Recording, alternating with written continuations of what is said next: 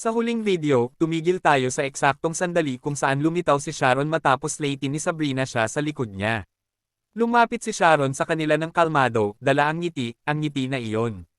Sabi niya, Howard, parang pamayat ka, habang si Howard naman ay may ekspresyon na parang na-realize na niyang lumala na talaga ang sitwasyon. Tumigil siya sa harap ni Howard at sinabing, kung parang hindi pa sapat na nakipag-date ka sa iba nang hindi ko alam, tapos pamangkin ko pa ang kasama mo.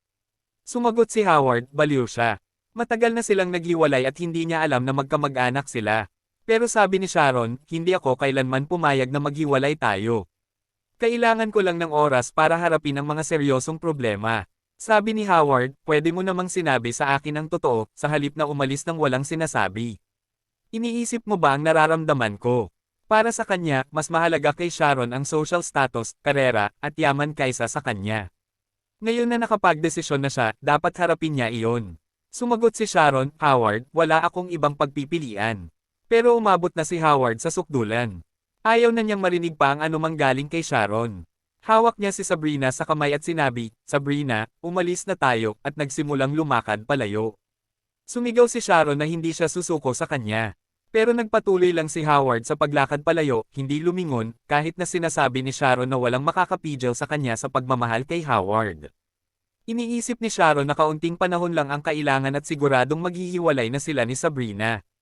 Hindi tulad ni Sharon, si Sabrina ay hindi magtitiis kahit kaunting pagkakamali ni Howard. Habang iniisip naman ni Sabrina na ngayon niya lang naiintindihan kung bakit tinulungan siya ni Sharon yang dahil lang kay Howard. Kaya't binitawan niya ang kamay ni Howard at tinanong kung natulog ba siya kay Sharon. Gustong sabihin ni Howard na hindi, pero malinaw pa rin ang mga alaala nila ni Sharon sa kanyang isip. Ang tanging nasabi niya ay, ihahatid na kita pa uwi. Pero pinalo ni Sabrina ang kamay niya at agad na tumalikod, sinabing kailangan niyang bumalik. Samantala, si Herbert Luo na nakahiga sa kama ng ospital, iniisip na kung sasabihin niya ng direkta kay Sabrina ang relasyon ni na Howard at Sharon, hindi siya maniniwala. Sa halip, iisipin ni Sabrina na sinisiraan lang niya si Howard. Kahit makita pa niya ang mga larawan ng dalawa, pipiliin pa rin niyang patawarin si Howard dahil determinado siyang salungatin ako. Kaya't kailangan niyang mahuli silang nagkakamali ng walang duda. Gayunpaman, hindi na niya maiiwasan ang isyong ito. Alam ni Herbert na darating si Sharon sa ospital, kaya't nagkunwari siyang may sakit at nanatili doon ng ilang araw. Para magtagpo silang tatlo. Master plan talaga iyon. Nagtagpo ang dalawa sa pasilyo ng ospital, at agad sinabi ni Sharon na nag-away sila, di ba? Tapos nagsimula siyang manukso, sinasabing hindi siya makapaniwala na hindi nila kayang ayusin ang sitwasyon na ito. Isang maliit na hadlang lang ito. Nagulat siya sa kung gaano ka-fragile ang relasyon nila. Sabi ni Sabrina, tiya kita. Hindi ba't inappropriate na masyado mong iniisip ang nobyo ng pamangkin mo? Sumagot si Sharon, wow, mabuti at tinitingnan mo pa rin ako bilang tita mo. Minamahal kong pamangkin, inagaw mo ang nobyo ko. Paano mo ipapaliwanag iyon? Nawala ng kontrol si Sabrina at sinabing matagal na silang naghiwalay ni Howard at ngayon siya na ang nobyo nito. Dapat mahiya si Sharon sa sarili niya sa pagsasalita ng ganito. At si Sharon, gamit ang kanyang nakakakilabot na tingin, sinabi na sa puso ni Howard, si Sabrina ay pampalipas oras lang. Naghanap siya ng kapalit para magpatahan sa kanya dahil nawala si Sharon. Parang suntok iyon para kay Sabrina.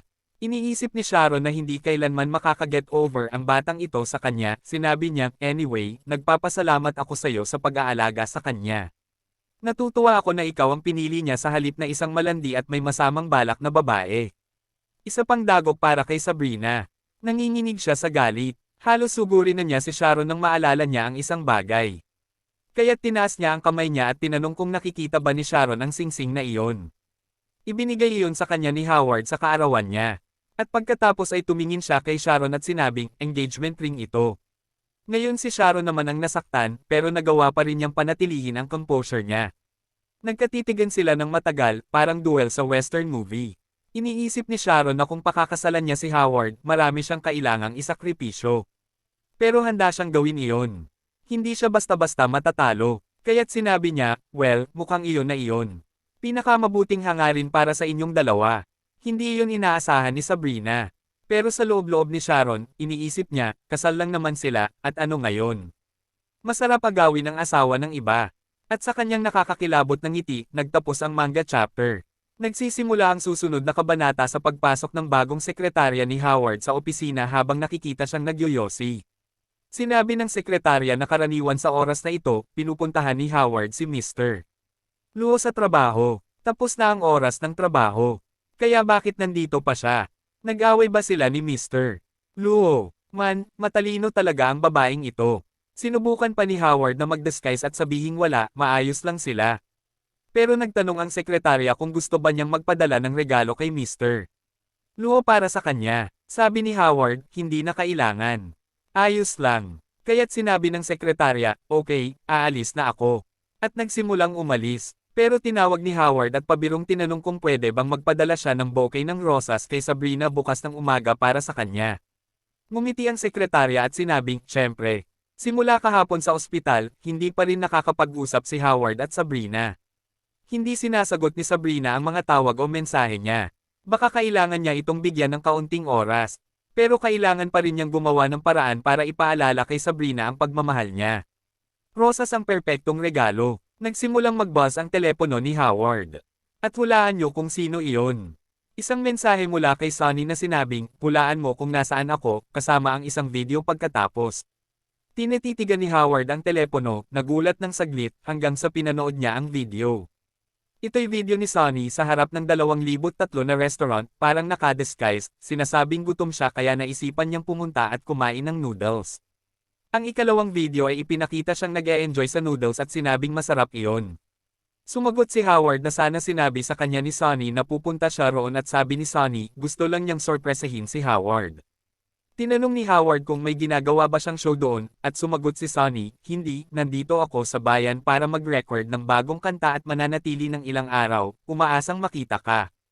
Simula nang ipinahayag ni Sonny sa isang interview na in love siya sa isang tao, nagsimula ang malaking diskusyon sa kanyang mga fans, dahil karamihan sa kanila ay naniniwalang hindi dapat magkaroon ng karelasyon ang mga idolo tulad niya. Kaya ang agency niya ay kumuha ng isang team na espesyalista sa fake news at mga WhatsApp group para pabulaanan ang mga chismis. Sa ngayon, ang opinyon ng publiko ay na-in love si Sonny Bai sa isang lalaki, ngunit ang lalaking iyon ay namatay. At mas naging maganda pa ang kinalabasan kaysa sa inaasahan ng agency dahil mas lalo pang sumikat si Sonny dahil sa malungkot na kwentong ito.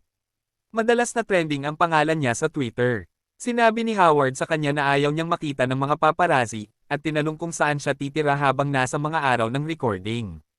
Gusto ko lang sanang mag-break ng saglit para humanga sa kanilang profile picture.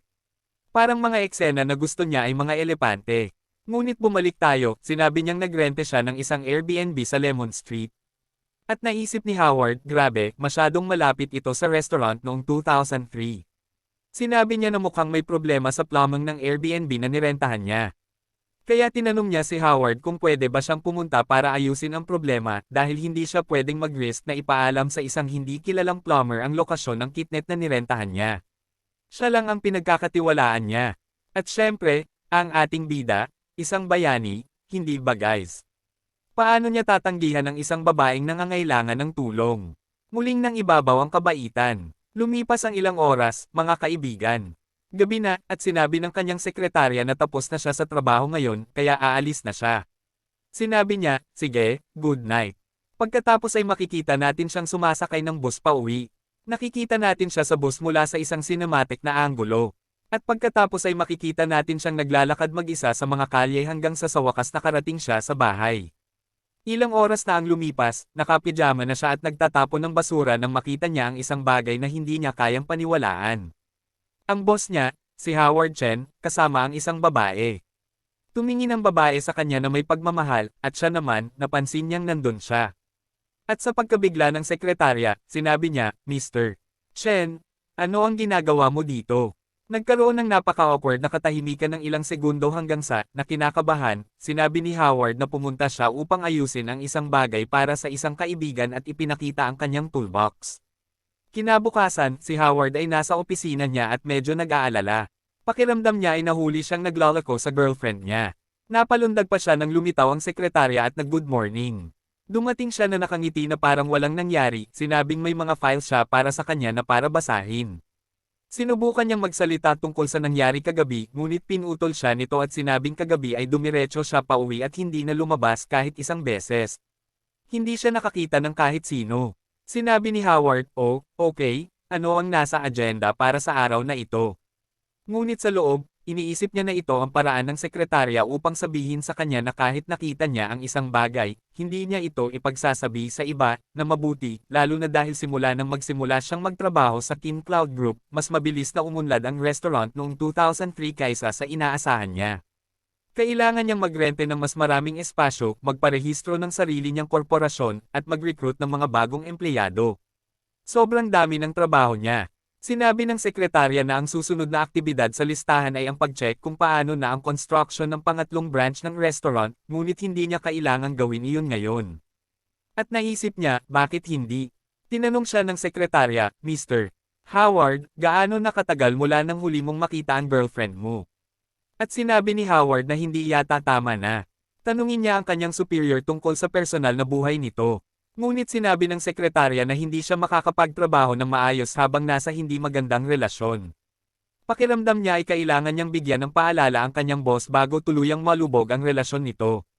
Grabe, matapang talaga ang sekretarya na ito. Sinabi ni Howard na nagpadala siya ng milyong mensahe kay Sabrina, ngunit hindi siya sumasagot. Sinabi ng sekretarya na kailangan niyang puntahan ito ng personal.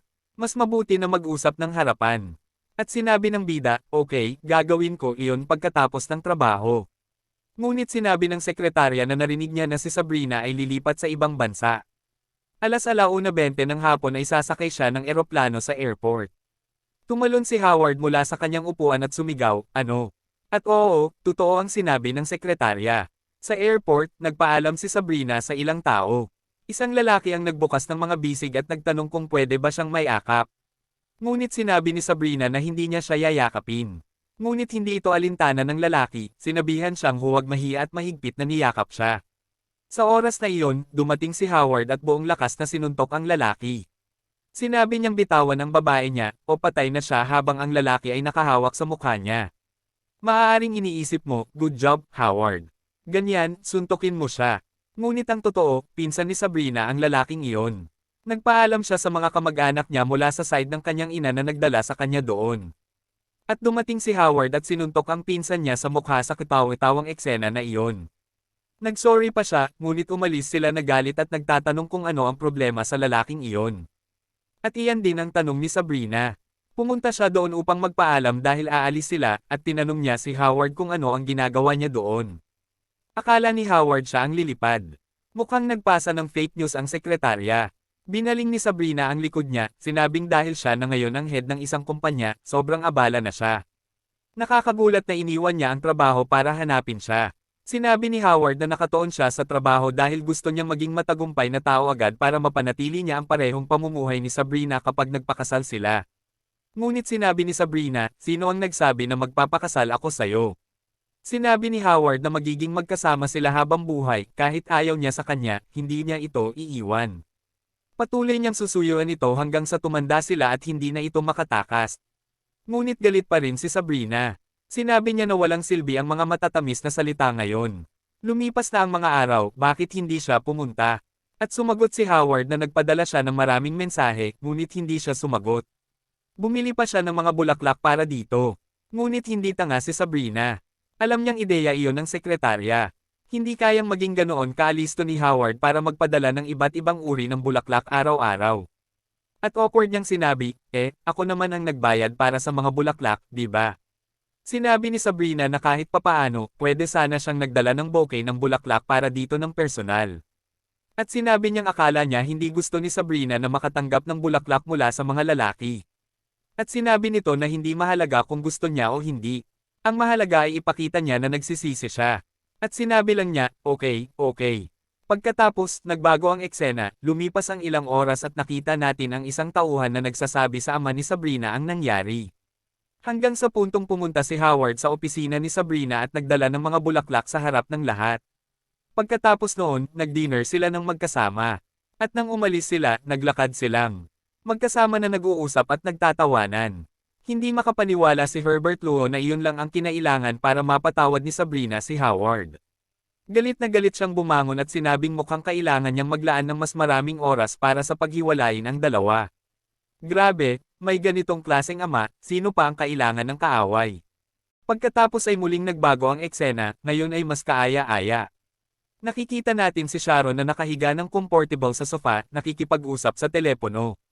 Sinabi niya sa kausap na medyo gabi na. Sa tingin mo ba ay tamang tawagan ang iyong malungkot na hipag sa ganitong oras? Ang boses sa kabilang linya ay nagsabi. Diretso na ako sa punto. Layuan mo ang iyong lalaki sa buhay ni Sabrina. Tumawa si Sharon sa narinig at nagsabi. Ano, tama ba ang naririnig ko? Huwag mong kalimutan na ikaw ang nagtulak sa akin na iwanan siya noong una. Sagot naman ni Herbert Luo. Nangyari yun noon. Ang pinag-uusapan natin ay ang kasalukuyan. Titigilan ko na ang pakikialam sa pagitan ninyo ni Howard Chen basta't paalisin mo si Sabrina sa buhay niya. Sagot ni Sharon, saka bumaliktad sa sofa at sinabing maaaring magbago ang isip niya kapag nakuha na niya ang gusto niya. Sa isip niya, hindi niya ito pinagkakatiwalaan, at tumugon si Herbert, huwag kang magmalinis. Alam ko ang iyong mga lihim at alam mo ang akin. Pareho tayong mapapahamak kung magtutunggali tayo. Sabi niya, naiintindihan ko, pero sayang na hindi ko iniisip na makipagbalikan sa kanya. Sabi ni Herbert, hindi ako naniniwala. Kung totoo yan, hindi ka sana nagpunta sa ospital. Sabi ni Sharon, kahit na, wala nang halaga kung ano ang gusto ko. Sa puntong ito, malamang na ikakasal na si Howard at ang anak mo sa loob ng 1 taon. Malapit ka nang maging lolo. Tinanong siya ni Herbert, ano ba ang gusto mo? Sumagot si Sharon, kung may gustong makuha, dapat handa rin siyang magbayad para dito. Tumahimik ang tawag ng ilang segundo, at muling nagtanong si Herbert, ano ang gusto mo? Sumagot si Sharon, may isang subsidiary ng Skyland Group. Huwag kang mag-alala, handa akong magbayad ng halaga nito ayon sa merkado. At isa pa, huwag mo akong haharangein muli, kung hindi, magiging lolo ka ng mas maaga. Kinabukasan, narinig ni Howard ang sekretarya na may bisita sila. Lumingon siya para makita kung sino ito at napaisip, o hindi, syempre siya iyon, si Sharon yan. Kakamit pa lang ng sekretarya kay Sharon pero agad na siyang natakot sa presensya ni Sharon. Narinig niya na itong babae ay isang kilalang negosyante. Karaniwang malamig at walang malasakit sa mga CEO na kausap niya. Bagaman nagsisimula pa lang si Howard Chen bilang negosyante. Sa di malamang dahilan, napakabait at magiliw ni Sharon. Huminga ng malalim si Howard habang iniikot ang upuan patungo sa kanya at sinabing, okay, maaari ka nang umalis. Sumagot ang sekretarya ng okay at umalis. Nag-iisa na ngayon ang dalawa sa opisina. Iniisip ni Howard na hindi niya alam kung paano kikilos sa harap niya. Dati silang sobrang lapit sa isa't isa, hanggang sa hiwalayan siya ni Sharon at basagin ang puso niya. Pero kahit ganon, hindi niya magawang ituring itong kaaway. Ngunit ngayon ay may girlfriend na siya, kaya kailangan niyang panatilihin ang tamang distansya sa ibang babae. Sa malamig at kalkuladong paraan, na parang si Thomas Shelby, tinanong niya kung bakit naroon siya. Sa puntong ito, napasandal si Sharon sa pinto at saka nagsabi na may bahagyang lungkot sa mukha, na nagpunta siya para magmakaawa na gawin niya ang isang bagay. Nakita ito ni Howard na kakaiba. Kailanman ay hindi pa niya narinig ang salitang iyon mula sa kanya. Mukhang may pinagdaraanan si Sharon at gusto niyang tanungin kung ano ang nangyayari. Tinanong niya kung matutulungan ba siya nito. Agad, sa isip niya, hindi niya ito magagawa. Hindi niya ito matatanggap. Kung hindi, tiyak na mapapahamak siya. Ngunit hindi binigyan ni Sharon ng pagkakataon na makasagot. Sinabi niya na pinilit siya ni Herbert Luo na makipaghiwalay sa kanya. Pinakasal siya sa nakababatang kapatid ni Herbert. At pagkatapos, naging byude siya at minana ang lahat ng yaman ng pamilyang Luo. At dahil doon, galit na galit si Herbert sa kanya. Kung hindi niya iniwan si Howard, tuluyang winasak sana ni Herbert ang buhay ng bida. Halimbawa, tuluyang winasak ang restaurant noong 2003. Pagkatapos ng lahat, ang isang bilyonaryong negosyante ay maaaring makipagkompetensya sa pinakamapanlinlang at madilim na paraan. Tulad ng pagkain at paghinga. Natameme si Howard. Hindi niya ito alam. Ngayon, may luha na sa mga mata ni Sharon. Sinabi niya na gagawin niya ang lahat para protektahan siya at ang mga mahalaga sa kanya. Kinabahan si Howard at tumayo. Tinatanong kung bakit siya itinuring na estranghero. Pagkatapos nilang lumabas mula sa laro sa panaginip, inisip ba niyang hindi siya sapat matapos makita kung sino siya sa totoong buhay?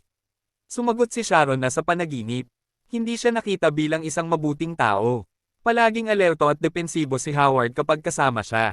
Ngunit walang sinabi si Howard. Sinabi ni Sharon na sila'y naging magkasama na hindi talaga nagkatiwala sa isa't isa. Napilitan silang magtulungan at magkasamang lumaban. Dahil napakahirap ng buhay. Pagkatapos nilang lumabas sa laro, kung sinabi niyang naaalala niya ito, Pananatilihin ni Howard ang parehong pananaw sa kanya. Sa simula, baka na-excite pa siya tungkol dito. Pero agad na magiging maingat at depensibo si Howard. Sa huli, matatakot si Howard sa kanya at pipiliing lumayo. Napag-isip ni Howard na tama siya. Kung lumapit siya at sinabing naaalala niya ang panaginip, mas magiging gulat siya kaysa masaya. Dahil ibig sabihin nito ay natuklasan ang pinakamalaking lihim niya. Magiging paranoid siya, iniisip na ang taong nakakaalam ng kanyang lihim ay isang mapanganib na babae. Sinabi ni Sharon na hindi niya iyon nais mangyari. Gusto niya na mahalin siya ni Howard. Gusto niya na maalala siya nito magpakailanman. Na mag-iwan ng permanenteng marka sa puso niya. Sa narinig, labis na nasurpresa si Howard. Hanggang sa hindi niya alam ang sasabihin. Nagpatuloy si Sharon. Sinasabi na upang mabago ang pananaw niya sa kanya. Nagpanggap siyang walang naaalala sa panaginip. Nagsimula siyang lumapit. At nagkaibigan sila na parang mga estranghero. Hanggang sa tuluyang nahulog ang loob nila sa isa't isa. Same time niyang inaasam na magkaroon sila ng magagandang alaala. Na magkasama nilang binuo. At sinabi ni Howard, "Grabe, ang plano mo ay sobrang tagumpay. Sobrang tagumpay na hindi niya mapigil ang mamis siya." Nang umalis siya, nang may ibang babae na nagkumpisal sa kanya. Muli ibinaba ni Sharon ang ulo. Nagmamakaawang pakiusap sa kanya. May isang napakahalagang tao sa buhay niya na malapit ng mamatay. Gusto niyang malaman kung maaari bang samahan siya ni Howard upang makita ang taong iyon. Nais ni Sharon na masiguro na aalis ang taong iyon ng walang pagsisisi.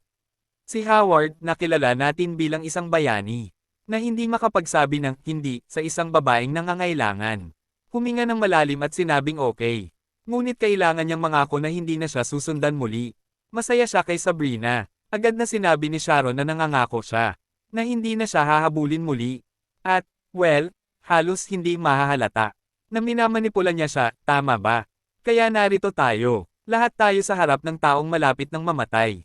Nang makita ito ni Howard, naisip niya na ang babaeng ito ay mukhang lola ni Sharon. Sinabi ni Sharon na ilang taon na ang nakalipas. Nagkaroon ng stroke ang babae matapos makarinig ng isang nakapanlulumong balita. Halos kinuha nito ang kanyang buhay. Pagkagising niya, hindi siya makagalaw o kahit makapagsalita. Nahulog siya sa isang koma at kahit ang pinakamahuhusay na doktor sa mundo ay hindi siya magamot. Pero naririnig niya ang mga tao na nag-uusap. Kaya't humarap siya sa matandang babae at sinabi, "Ito ang lalaking sinabi ko sa'yo." Ang pangalan niya ay Howard. "Hanggat kasama ko siya, magkakaroon ako ng magandang buhay. Magkakaroon kami ng mga anak. Magiging mas marami ang mga miyembro ng pamilya Yang at muling lalago ito." Pinutol ni Howard ang usapan, "Sandali, hindi ka dapat magsinungaling sa ganitong kondisyon." Ngunit sinabi lamang ni Sharon, "Totoo ang sinasabi ko." At sinabi ni Howard, "Hindi ka pa rin ba sumusuko sa akin? Hindi tayo magtatagumpay magkasama." Tiningnan siya ni Sharon at sinabi, "Paalalahanan kita ng isang bagay. Noong bagong taon, marami tayong oras na magkasama. Nangyari ito ilang buwan na ang nakakaraan. Hindi mahirap panatilihing nakapirmi ang sperm." Sa puntong iyon, iniisip ni Howard na hindi siya maaaring maging seryoso. Ngunit agad siyang nagsabi na nagbibiro lamang siya. Hindi niya kailangang maging seryoso. Ngunit iniisip ni Howard na parang hindi iyon biro. Posibleng sa ilang taon, lilito siya na may dalang bata at sasabihin siya ang ama. At kung mangyayari iyon, magkakaroon tayo ng isa pang Billie Jean dito. Tinanong ni Sharon ang babae. Naupo siya sa kama at sinabi, "Sa totoo lang, wala akong biological na kaugnayan sa pamilya Yang. Pinilit mong ipagpatuloy ang pamilyang ito. Pero sa huli, wala kang naloko." Iniisip ni Howard na medyo kakaiba ang ugali ni Sharon sa kanyang lola. Parang may tinatagong sama ng loob. Sinimulan ni Sharon ang kwento na simula pagkabata, siya ang kaisa-isang pamilya niya. Nakinig siya sa lahat ng sinabi ng lola niya. Kapag sinabi nitong maging kaibigan ng isang tao, ginawa niya ang lahat para maging malapit at kaaya-aya sa taong iyon. Isang araw, sinabi nitong magpakasal siya sa bunso ng pamilya Luho, at ginawa ni Sharon iyon kahit na nandidiri siya sa lalaki. Sinabi nitong akitin si Herbert Luho, at ginawa rin niya iyon. Pero bago pa man magsimula si Sharon, nagkasakit na siya. Sa puntong ito ng kwento, iniisip ni Howard paano magagawa ng isang babae na akitin ang bayaw niya. Nagpatuloy si Sharon na sinasabing nang magpakasal ang babaeng ito sa pamilya Yang, nasa rurok ng kasaganaan ang pamilya. Pero di nagtagal, bumagsak ito at napunta sa kahihiyan. Ngunit determinado siyang buuin muli ito. Ang lahat ng lalaki sa pamilya Yang na may kaugnayan sa kanya ay tila maikli ang buhay. Sa hindi malamang dahilan, namatay ang kanyang asawa at anak. Sa mga natitirang babae, ang ilan ay gustong hatiin ang mga ari-arian at humiwalay sa pamilya, at ang iba ay gustong magpakasal muli. Ang katotohanan, ang pamilya yang ay nagkakawatak-watik at walang bagong mga inapo na ipinapanganak, kaya't may plano siya, ngunit mas pinili ng kanyang manugang na mamatay kaysa tanggapin ang planong ito, kaya't wala siyang magawa kundi isagawa ang plano niya mismo. At di nagtagal, may isang sanggol na ipinanganak, ang tagapagmana ng pamilya Yang. Dahil siya'y medyo matanda na, sinabi ng babaeng ito sa mga tao na ang sanggol ay kanyang apo. Lumaki ang bata, at sa paglipas ng panahon, pinagtawanan at pinuna ng kanyang mga kaibigan ang kakaibang pinagmulan niya. Lumapit si Sharon at sinabi sa babae na hindi niya kailanman sinabi kung ano ang naging kalagayan ng pamilya Yang noong panahon ng kasawian. Ngunit alam ni Sharon na gagawin niya ang lahat upang muling buuin ang pamilya. Magpapakasakit siya para sa mas mataas na layunin na ito, kahit ngayon, na may sakit na siya. Ang pinakamalaking alalahanin niya ay nananatiling ang negosyo ng pamilya na buong buhay niyang itinaguyod. Tama ba, ina? Oo, mga kaibigan. Ang babaeng ito ay ang ina ni Sharon. Tinanong niya si Howard kung anong damdamin ang dapat niyang maramdaman para sa kanya. Pasasalamat, sama ng loob. Ipinanganak niya si Sharon, ngunit hindi niya kailanman inamin na siya ang kanyang anak. Tiningnan niya si Sharon bilang isang kasangkapan lamang upang matupad ang kanyang mga layunin. Natigilan si Howard. Wala siyang ideya kung ano ang sasabihin. Oo, mga kaibigan, ipinapakita ng kwento na ang tunay na kontrabida ay ang mga magulang na ipinapasa ang kanilang mga trauma at frustration sa kanilang mga anak. Una, ang ama ni Sabrina, ngayon ang babaeng ito. Sa labas ng ospital, si Howard ay nananatiling natigilan, hindi alam kung ano ang sasabihin. Si Sharon ay nagkwento ng kalmado, pero para sa kanya, ang buong kwento ay nakakatakot at nakakakilabot. Si Sharon ay isang napaka-misteryosong babae, ngunit pagkatapos malaman ang kanyang lihim, sa wakas ay natanong niya ang madilim na bahagi ng kanyang puso. Ngayon ay naiintindihan na niya na ang madalas na kakaibang pag-uugali nito ay bunga ng malalim na emosyonal na mga isyu. Naaawa siya sa kanya. Lumaki siya sa isang napakakakaibang kapaligiran. Natural lamang na naapektuhan ang kanyang personalidad. Kung may dapat sisihin sa kwentong ito, ito ang kanyang ina. Kaya't nagsimula na siyang pumasok sa kanyang kotse. Pagkasuot niya ng seatbelt, may lumitaw sa harapan niya. Oo, mga kaibigan, muling lumitaw ang tanyag na screen ng sistema para kay Howard. At alam niyo na ang ibig sabihin nito, di ba? Ngayon, ang mensahe ay nagsasabing espesyal na kaganapan para sa araw ng mga puso. Ngayon ay araw ng mga puso, at ang sistema ay nagtalaga ng espesyal na kaganapan para sa okasyong ito na may maraming magagandang premyo. Inaasahan namin na makilahok ka sa kaganapan. P.S. Tanging mga magkasintahan lamang, anuman ang antas at pagkakakilanlan, ang maaaring makapasok sa kaganapan. Hindi nag-isip ng matagal ang bida at agad na tinanggap. Pagkatapos ay nagsimulang kilalanin ng sistema ang mga manlalaro. Ngunit sa hindi malamang dahilan, ipinakita ng account ni Howard na hindi siya nasa isang romantikong relasyon. Sa katunayan, natukoy ng sistema na may malalim at emosyonal na komunikasyon siya sa tatlong babaeng manlalaro sa mga huling laro na sinalihan niya. Isang meeting call ang ipinadala sa tatlong iyon. Iniisip ni Howard, ano? Ano ito? Paano nangyari ito? Pagkatapos, makikita natin si Sabrina sa kanyang opisina na nakatingin sa screen ng sistema. Tinanong kung tatanggapin ba niya ang tawag. Makikita natin si Sonny sa gitna ng isang pagpupulong na nakakakita ng parehong mensahe sa kanyang harapan. At syempre, nakikita rin natin si Sharon na tumatanggap ng parehong mensahe. Natatakot si Howard, iniisip, Diyos ko. Pagkatapos, inabisuhan siya ng sistema na may isang manlalaro na tumanggap ng kanyang meeting call. Sana, para sa pag-ibig ng Diyos, si Sabrina ito. Inabisuhan siya ng sistema na dadalhin siya sa isang panaginip. Inaanyayahan siyang mabuhay ng 70 araw. Ang antas ng mapa ay 2 at ang kahirapan ng laro ay 2 rin. Siya ay magiging isang ordinaryong mamamayan sa panaginip. At ang kanyang misyon sa unang yugto ay mabuhay.